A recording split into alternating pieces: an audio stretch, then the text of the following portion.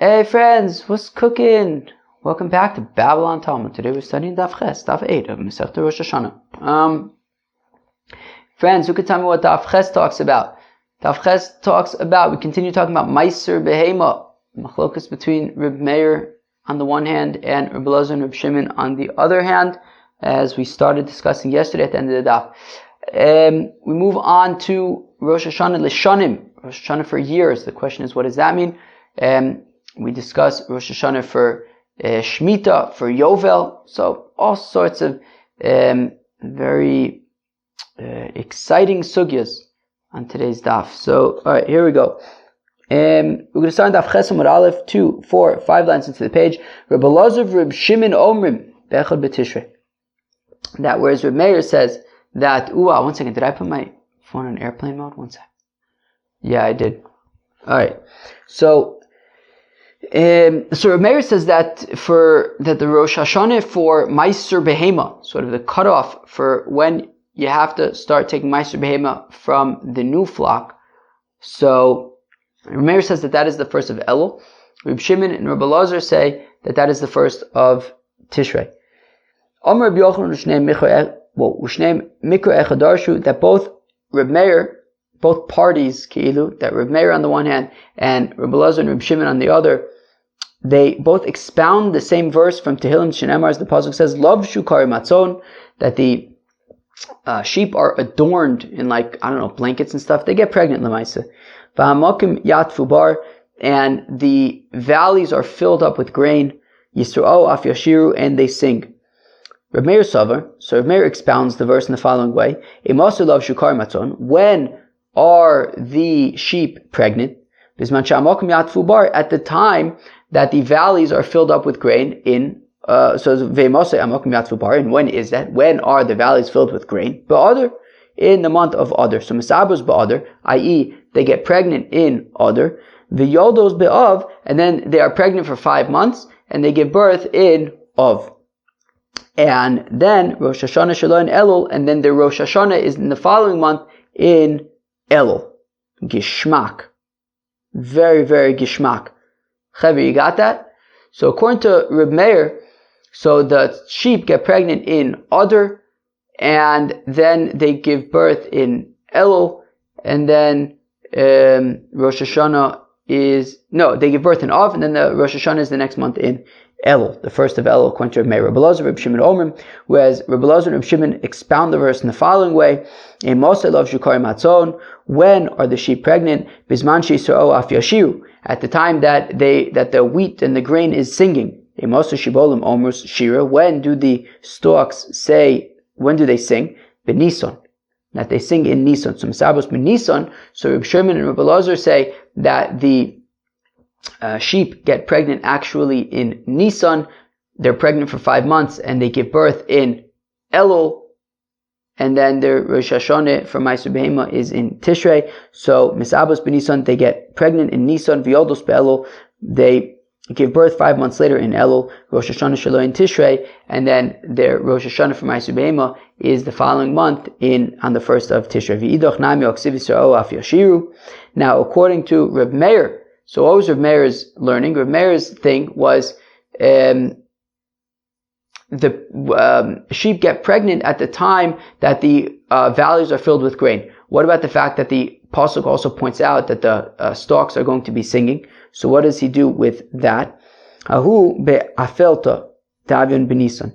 So Reb Meir says, that's talking about the sheep that get pregnant late. They get pregnant at the time of when the stalks are singing, and that is in Nisan. So according to Reb Meir, the sheep get pregnant at the time that the valleys are filled with grain, which is in Adar, and the ones that get pregnant a little bit later get pregnant when the stalks are singing, and that is in Nisan.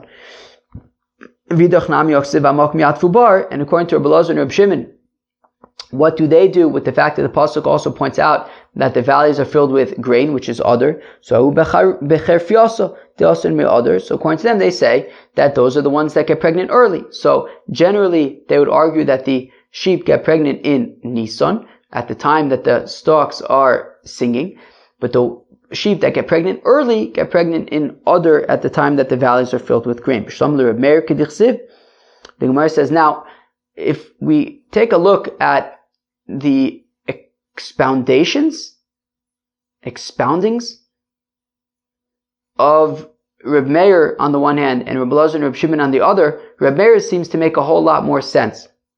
Because after all, Reb Meir is expounding the verse in the order that it is written. Lav shukar matzon, that the sheep get pregnant, bisman shamakum yatfu bar, at the time that the valleys are filled with grain in Adar, v'ikanami, and there are also those, continues the pasuk, Yisrael af yashiru, that get pregnant a little bit later in Nisan. But according to Reb Elazar and Reb Shimon, the pasuk needs to be altered a shtickle. What it should say is Lav shukar matzon, that the sheep get pregnant bisman Yisrael af yashiru, at the time that the stalks are singing in Nisan. And there are also those that get pregnant earlier when the valleys are filled with grain in Adar. So the Gemara points out that according to Elazar and Reb Shimon, for them to make sense, you would really have to switch around the verse a shtickle. You'd have to move the last part about singing before the part about the valley being filled with grain. So, rather Rava says, forget it. Look, everyone agrees that the sheep are primarily getting pregnant bisman shamakum yatfu bar, in the order in which the pasuk is written, which is at the time that the valleys are filled with grain in Adar. Rather, the machlokas between Reb Meir on the one hand and Reb Elazar and Reb Shimon on the other is regarding the following pasuk. So remember, according to everybody, the fact of the matter is that the sheep are getting primarily pregnant in Adar. And the machlokas between Reb Meir on the one hand and Reb Elazar and Reb Shimon on the other hand about if Ma'aser Behema, the Rosh Hashanah, is on the first of Elul or the first of Tishrei, is regarding the following pasuk: Aser te Aser, that you shall surely take Ma'aser. It's two, right? Aser into Aser. It basically says that word of Aser twice. B'shnei Ma'aser sakos medaber. The pasuk is talking about two types of Ma'aser: Echad Ma'aser Behema, Echad Ma'aser Dagin. One is talking about the Ma'aser of animals, and the other is talking about the Ma'aser of your grain. Reb Meir Savar. So Reb Meir holds that Makish Ma'aser Behema the Ma'aser Dagon. So we're comparing the Ma'aser of animals to the Ma'aser of grain. Ma'aser Dagon Samuch Lugamru Yisuro. Just like Ma'aser Dagon, that it's out in the fields drying out all summer, and then when it's ready to go, you then separate Ma'aser, right? So once it's ready to go, you then separate Ma'aser. So just like by Ma'aser Dagon, right when it's finished, at the end of the summer, that is when you separate Ma'aser. So Meir says the same thing applies to Ma'aser Behema, that right after it's born, right after the pregnancy is over and the animal is born, is the Rosh Hashanah for Ma'aser Behema. You separate Ma'aser. So if we're saying that everyone agrees that the sheep become pregnant in Adar and they give birth 5 months later in Av, so then what's the earliest opportunity that we have for a Rosh Hashanah for Ma'aser Behema? The beginning of Elul. That is why Reb Meir says that Rosh Hashanah for Ma'aser Behema is the beginning of Elul. Reb Elazar, Reb Shimon Savre, whereas Reb Elazar and Reb Shimon say that the comparison is different, which is Makish Ma'aser Behema the Ma'aser Dagon, that they also compare the Ma'aser of animals to the Ma'aser of grain, but they say Ma Ma'aser Dagon Rosh Hashanah Shelo Tishrei Af Ma'aser Behema Rosh Hashanah Shelo Tishrei, just like by Ma'aser of grain Rosh Hashanah is Tishrei, so also Rosh Hashanah for Ma'aser Behema is also Tishrei. They have the same Rosh Hashanah. Cool. So that is how to explain the machlokas, the source for the machlokas between Reb Meir and Reb Elazar / Reb Shimon. The Mishnah had said that on the first of Tishrei is Rosh Hashanah for the years. What's the significance of Rosh Hashanah for years? Rav Amar Papa the Shtaris. So Papa says, well, for documents. As we learned on the first daf of Masechta Rosh Hashanah, the Tananas, we learned in the Mishnah, Shtari Chov, HaMukdamin Psulin, VaMucharin Kshein. I'm not going to go into again what Shtari Chov, Mukdamin, and Mu'ucharin are, because that was like a whole thing. But basically the point is that when there's a date on a document, we have to know when that date is. So therefore we're saying that that the first of Tishrei is the Rosh Hashanah for years, i.e. if you have a document that says on year X of the reign of a certain king, so the beginning of that year is going to be from Tishrei. But one second. How could it be that we're saying that the first of Tishrei is the Rosh Hashanah for years in terms of documents, that when there's a year relative to the reign of a king on a document, it's from Tishrei? But we had said at the beginning of the Mishnah, that on the first of Nisan is the Rosh Hashanah for kings. And we said, what does that mean that it's Rosh Hashanah for kings? Instead of Chisda, l'shtaris. That is for documents. So I don't understand. The first thing the Mishnah says is that the first of Nisan is Rosh Hashanah for kings, and we said that is for the years of the reign in the document, and now we're saying the same thing for Tishrei? Friends, you understand why that's a problem, right? Which one is it? Is it Nisan or is it Tishrei? Lo kasha kan l'malchisa, kan l'malchi umas ha'olam. The Gemara answers, well, it depends. For Jewish kings, it's from the first of Nisan. For Gentile kings, their reign is counted from the first of Tishrei. Where am I? Elohada Amar Rav Chizda. But one second. Rav Chizda at Senad Af Gimel Amar Aleph, Lo shanu el malchi Yisrael val malchi umas ha'olam mitishrei maninun. On Gimel Amar Aleph, Rav Chizda had informed us that when we say that the first of Nisan is Rosh Hashanah for kings, for documents, that's only for Jewish kings. Rav Chizda pointed out that for Gentile kings, their Rosh Hashanah is from Tishrei. So Rav Chizda mas nisan asal ashminon. Is Rav Chizda just coming to teach us something that we already are taught in our Mishnah? If Rav Papa is correct, that our Mishnah is teaching us that on the first of Nisan is Rosh Hashanah for kings, for Jewish kings, and on the first of Tishrei is Rosh Hashanah for Gentile kings, then I don't need Rav Chizda to teach me that. Our Mishnah teaches us that. Is Rav Chizda just teaching us that which we already know from our Mishnah? I mean, obviously not. He doesn't need to teach us that if we already know it in our Mishnah.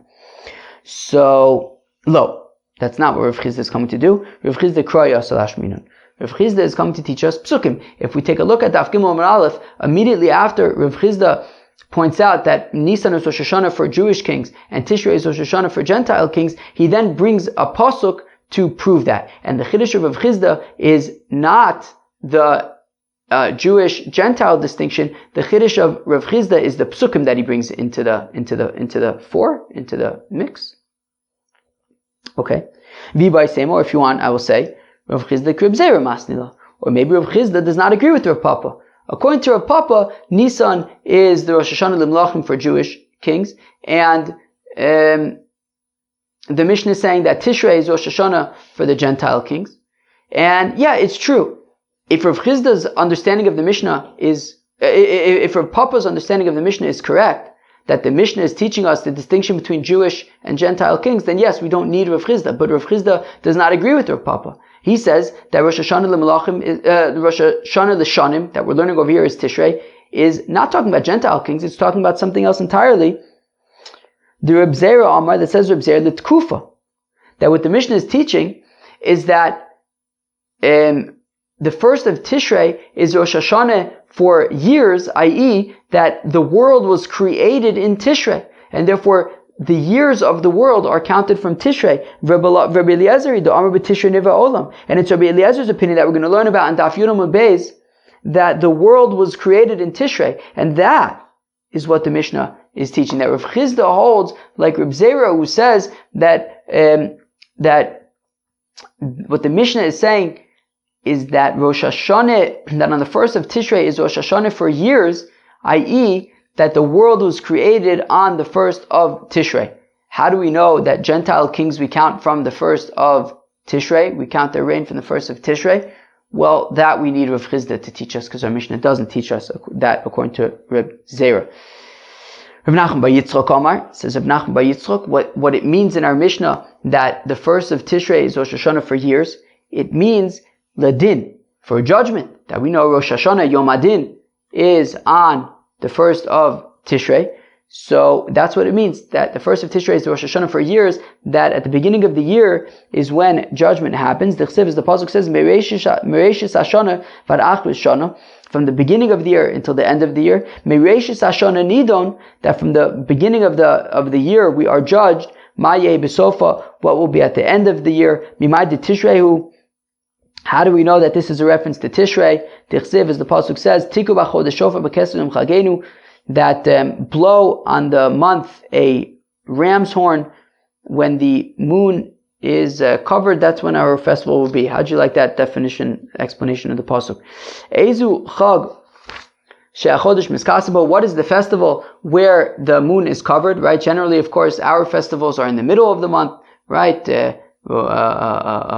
Pesach, Sukkot, even Shavuos. Right. None of these are at the beginning of the month. Rosh Hashanah is at the beginning of the month. What does it say in that same pasuk? Ki chok liYisraelu mishpat l'elokei Yaakov, that it is a statute to Israel, a judgment for the God of Jacob. So we see that the judgment of the year happens on the first of Tishrei. Very, very beautiful stuff. Okay, so we had three different opinions for what it can mean that the Rosh Hashanah for Shanim is at the beginning of Tishrei. That is the statute of Israel, judgment for the God of Jacob. It teaches that the court, that the heavenly court only goes to judge only if the Yidden on earth was Mekadesh the Chodesh. Right, that they said, okay, Rosh Hashanah is going to be on this day, the first of Tishrei is going to be on such and such a day. Only at that point, only once the Yidden here on earth have established when Rosh Chodesh Tishrei is going to be, only at that point does the Eibishter go and sit in his court to adjudicate. Does adjudicate make sense over there? But the whole judging thing. Tanya Idach, we talk in another brayso, Kichok Yisrael Hu, that it is a statute for Israel. Ainli El Yisrael U'Masa'olam Minayin. All I know is that the Yidden get judged. How do I know that the entire world, that all the nations of the world get judged? Tamlom Mishpat L'Elokei Yaakov, that it is also a judgment for the God of Jacob. I guess the God of the whole world. I guess. I don't know. In Kain Matamlomar Kichok L'Yisrael, then what does it mean that it's a statute for Israel? If everyone's getting judged, then what's special about Israel? That it teaches, well, the Yidden get judged first. Like Rav Chizda, Dam Rav Chizda, Melech v'tzibur melech nichnas tchila ladin, that when you have a king and a congregation everyone needs to be judged, the king gets judged first. Shenemar, as the pasuk says, Mishpat Avdo u'Mishpat Amo, that Shlomo Melech first says the judgment of his servant, i.e. referring to himself, the king, and only afterwards the judgment of his nation. So we see that the judgment of the king comes before the judgment of the nation, and the point being over here that the mishpat of the Yidden comes before the mishpat of the Ummah Sa'olam. My taima, how come? How come the king is judged before the rest of the nation?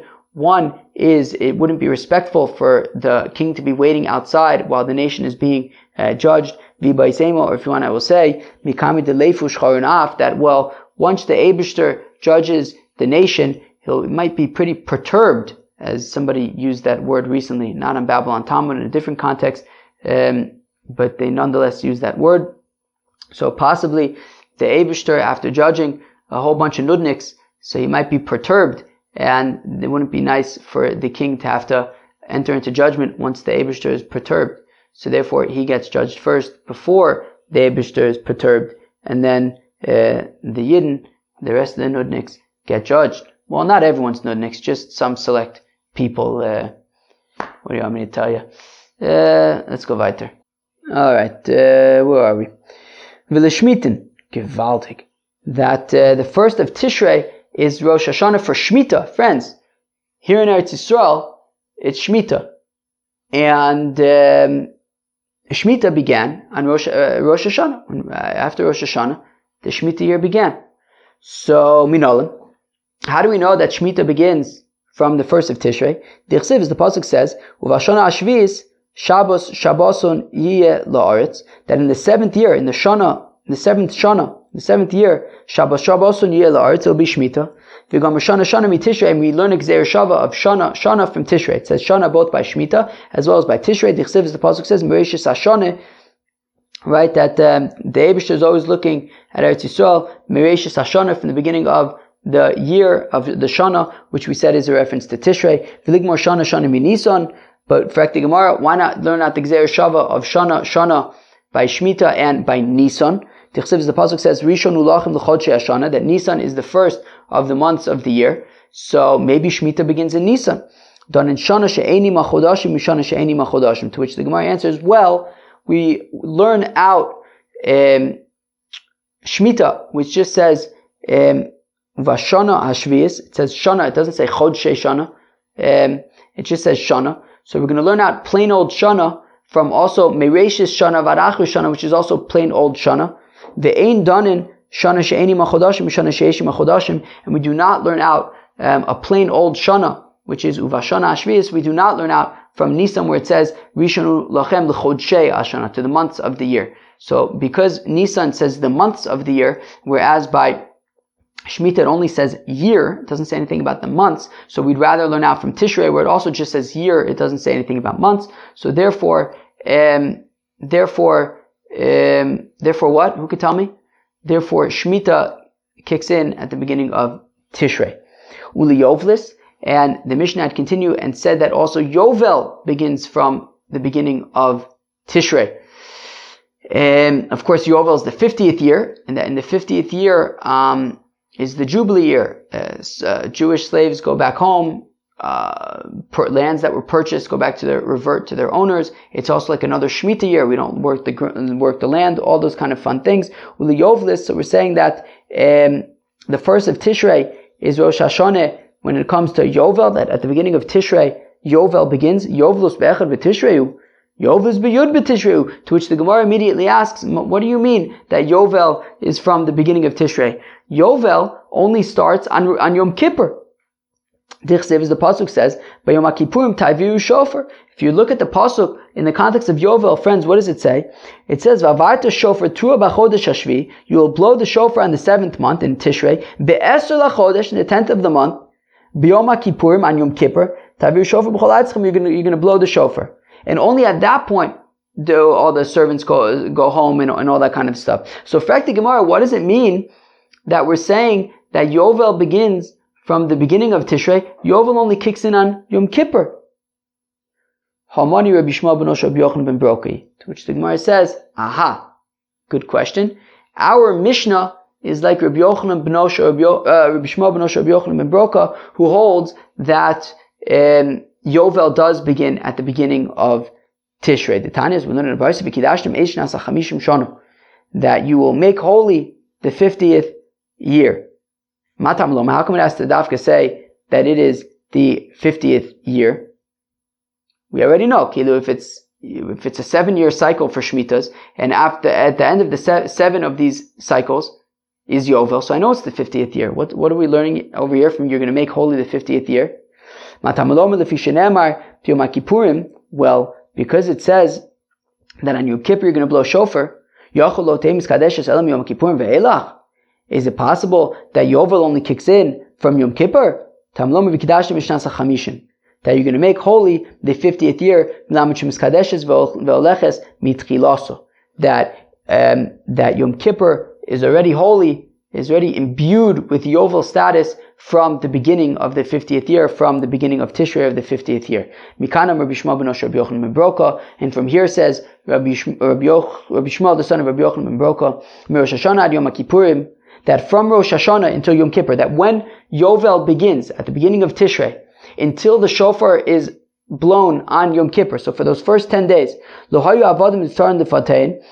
Yovel has already commenced, the slaves would not yet go home, but they also would no longer be enslaved. They wouldn't be servants anymore. So, right, because the pasuk does say, right, we can't get around the fact that the pasuk says that on Yom Kippur they will blow shofar, and the pasuk then says, and that all the slaves go home, and that's only after the shofar is blown. So Rabbi Shmuel ben Broka is saying, look, yes, that from the beginning of Tishrei, when Yovel begins, slaves would not yet go home because that's only after the shofar is blown on Yom Kippur, but they're no longer slaves. They might not be able to go home, but they're no longer slaves. But during this time, from the beginning of Tishrei of Yovel, they're eating, they're drinking, they're happy. If they want, they could put a crown on their head to symbolize that they're free now. And then once Yom Kippur comes, Taku Bezdin B'shofar, Bezdin then blew the shofar on Yom Kippur, and at that point, Niftu Avodim Levatein, the servants went home, Visados Chosros Levailein, and the fields go back to their owners. So we see that according to Rabbi Shmuel Benosh Rabbi Yochanan ben Broka, Yovel already kicks in from the beginning of Tishrei. There are some things that don't happen until after Yom Kippur, until the shofar is blown in Yom Kippur, but Yovel already begins from Tishrei, and therefore our Mishnah that says that Tishrei is the Rosh Hashanah for Yovel is according to Rabbi Shmuel ben Rabbi Yochanan ben Broka, who says that Yovel already kicks in from the beginning of Tishrei. Where am I? Fine. Rabbanon Shanim Atam Mekadesh V'Atam Mekadesh Chodashim, and the rabbis who say that Yovel only kicks in on Yom Kippur when you blow the shofar. So what do they do with this pasuk of B'kidashtem Eis Shnas Achamishim Shana? Because Rabbi Shmuel ben Yochanan ben Broka learned out from there that Yovel starts from the beginning of the year. What do the rabbis who don't agree with that learn out from B'kidashtem Eis Shnas Achamishim Shana? So they learn out Shanim Atom Mekadesh, that you are Mekadesh years, that you say Mekudesh Hashanah.